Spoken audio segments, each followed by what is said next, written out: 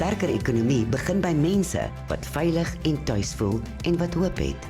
Hartland, trotse borg van ekonomiese sake, want ons bou leefstyle wat saam met Suid-Afrika groei.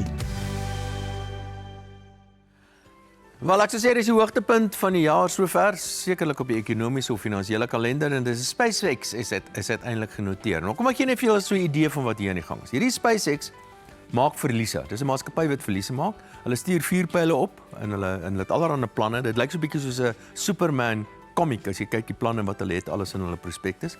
Hulle maak 'n klompie geld wel met hulle internet besigheid wat hulle wel doen, maar die groot besigheid sê hulle gaan kunsmatige intelligensie wees. So SpaceX wat 'n verliesmakende maatskappy is, die is nou gister genoteer en daai gedeelte wat hulle genoteer het is sowat 5% van die totale aantal aandele van SpaceX en die totale bedrag is die grootste enkele notering nog in die geskiedenis van mensdom. Die waardasie van SpaceX is amper 2000 miljard dollars.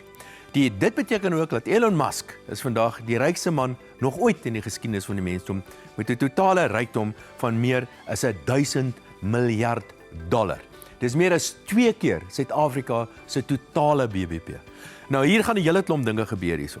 Een daarvan is dat duisende SpaceX werknemers het toegang gekry tot hierdie aandele en gisteraand het duisende SpaceX werknemers gaan slaap en meeste van hulle is miljonêers, dollarmiljonêers en sommige van hulle is veelvoudige dollarmiljonêers. Om die waarheid te sê, die ouens wat die huise verkoop, die eiendomsagente, hulle lek hulle lippe af want hulle weet daar so in Silicon Valley gaan klomp mense nou begin grand huise toe koop. Maar weet julle wat gaan ook gebeur oor die volgende klompie weke?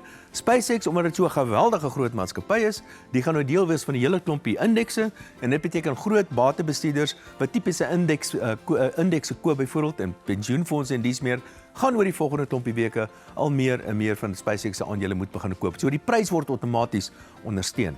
Maar as hierdie ding gaan verkeerd gaan, kan ek vir julle sê, wil ek nie naby wees nie. Die grootste notering in die geskiedenis van die mensdom en dit is alles teweeggebring deur 'n Suid-Afrikaner.